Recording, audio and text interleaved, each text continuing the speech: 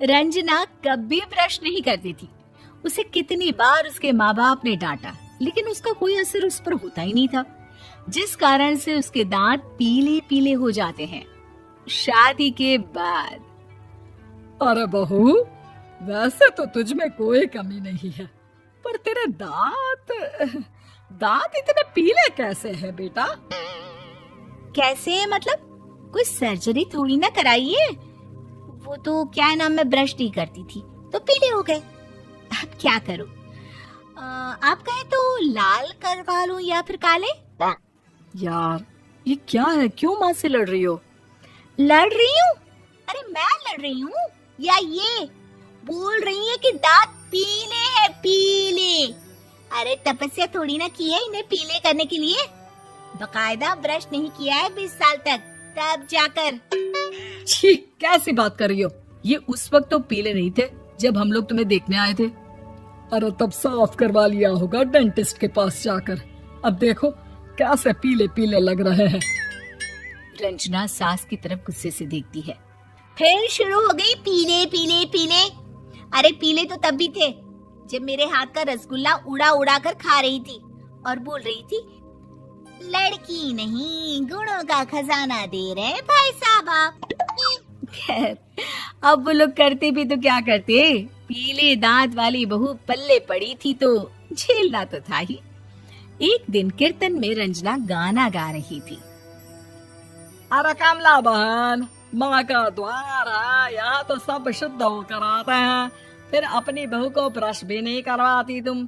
दूर से पीले पीले दांत भक्ति में बाधा उत्पन्न कर रहे हैं।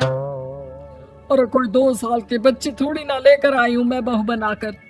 अच्छी खासी लड़की है, अरे कैसे करवाऊं ब्रश? ये तो उसे खुद करना चाहिए ना। अब माँ बाप तो इसके जैसे तैसे निपटा दिए, ये नहीं सोचा कि सास कैसे संभालेगी। सास बहू को लेकर घर आ जाती है, लेकिन सोच लेती है कि अब इसे लेकर कहीं नहीं जाएगी। अगले रोज बहू कहती है, अरे क्या हो गया, मंदिर नहीं जाना क्या? कीर्तन का वक्त हो रहा है। मेरी मधुर वाणी से कान्हा जी जागते हैं और सोते हैं। आप तो जानती है ना उनकी भक्ति में कितना मन लगता है मेरा। वो क्या है ना, तबीयत ठीक नहीं लग रही है मेरी, आराम करूंगी मैं। तबीयत ठीक नहीं लग रही? अभी तो मिथुन के गाने पर नाच रही थी आप, और अब बोल रही है कि तबीयत ठीक नहीं लग रही। अरे भक्ति में मन लगा लो सासू माँ, ऊपर जाना है, क्या मुंह दिखाओगी आप? हाँ? सास को बहू की बात पर गुस्सा आ जाता है। मैं क्या मुंह दिखाऊंगी, इसकी चिंता तो ना कर, समझी? अपने मुंह की चिंता कर, जो ये पीले पीले दांत लेकर हर जगह पहुंच जाती है। पता है लोग कितना मजाक बनाते हैं। ना जी ना, मैं नहीं जाना कहीं तेरे साथ। तो ये बात है। कोई ना, मत जाओ, मैं अपने कमरे में ही बैठकर भक्ति कर लूंगी। ऊपर वाला दांत थोड़ी ना देखता है, मन देखता है, भावना देखता है। और अरे बस बस, तू सब कुछ दिखा, बस ये सफेद चमकदार दांत ना दिखाना किसी को, है? जा यहाँ से। बहू को सास की बात का कोई फर्क नहीं पड़ता, वो तो जैसी थी वैसी ही रह जाती है। सुबह नहाकर किचन में खाना बनाना, फिर खाना खाना, कीर्तन भजन करना और सो जाना। एक दिन, माँ जी मैं सहेली के घर जा रही हूँ, शाम को लेट आऊंगी। हाँ हाँ तो जाना, मैंने कौन सा तेरी आरती करनी है घर पर बैठकर। रंजना सहेली के घर जाती है, जहाँ वो पार्टी में जाने की तैयारी कर रही होती है। अरे शिखा, कहाँ जाने की तैयारी कर रही है? मैं गलत वक्त पर आ गई क्या? अरे नहीं यार, उल्टा सही वक्त पर आई है। मैंने ये साड़ी और ज्वेलरी निकाली है यार, शाम को इनके ऑफिस की एक पार्टी में जाना है। बताना कैसा लग रहा है ये सब? नहीं यार, इस ड्रेस के साथ तो वो वाली ज्वेलरी अच्छी लगेगी। हाँ हाँ सही बोल रही है, मैंने ध्यान ही नहीं दिया। वैसे तो हमेशा से मस्त फैशन सेंस रखती है। तो बड़ा जाती होगी ना पति के साथ पार्टी में। रंजना कुछ नहीं बोलती, बस सोचती है कि यार काश ये बात सही हो जाती, पर मैं क्यों नहीं जाती पार्टी में? क्या इन लोगों की कोई पार्टी होती नहीं होगी? रंजना घर आती है और रात में पति से सवाल करती है, एक बात बताइए, आप मुझे किसी पार्टी में क्यों नहीं ले जाते? क्या आपके यहाँ ऑफिस में पार्टी नहीं होती? पति बेचारा क्या कहता कि दांत पीले हैं तुम्हारे इसलिए। अरे कोई पार्टी होती नहीं हम लोगों के ऑफिस में, तो कहाँ से लेकर जाऊं? और मार्केट, मॉल, कहीं वीकेंड घूमना, कहीं तो। अरे यार, सारे हफ्ते में एक छुट्टी मिलती है, तो सोचता हूँ कि आराम ही कर लूं। क्यों? रंजना मन मार के रह जाती है।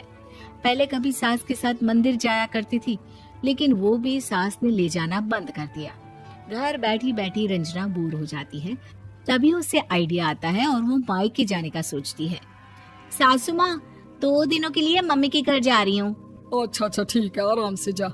और हाँ, माँ से कुछ अच्छी आदत सीख कर आना कि कैसे शरीर के हर भाग की तरह दांतों की सफाई भी जरूरी होती है, समझी? शुरू हो गई ना आप।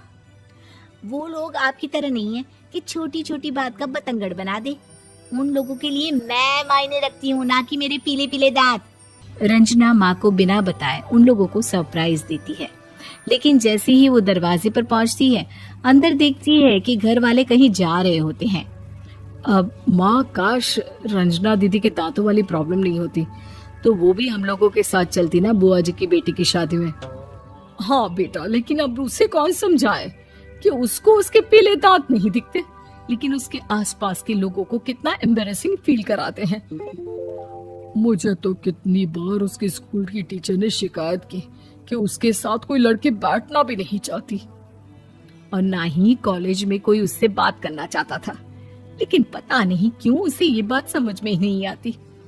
कोई कमी नहीं है उस लड़की में, बस यही कि दांत पीले हैं। वो तो भला हो जीजा जी और उनकी माँ का, जो दीदी को जैसी है वैसे ही रखा हुआ है। रंजना को अपने घर वालों की बात सुनकर बहुत दुख होता है।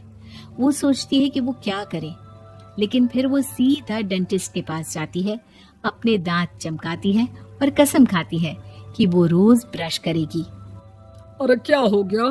तुम तो 2 दिनों के लिए गई थी ना, पर कोई ना, अच्छा है, चलो आ गई तो। रंजना सास के सामने आकर खड़ी हो जाती है और पूरी स्माइल करती है, उसके चमकदार दांतों को दिखाती हुई। हैं?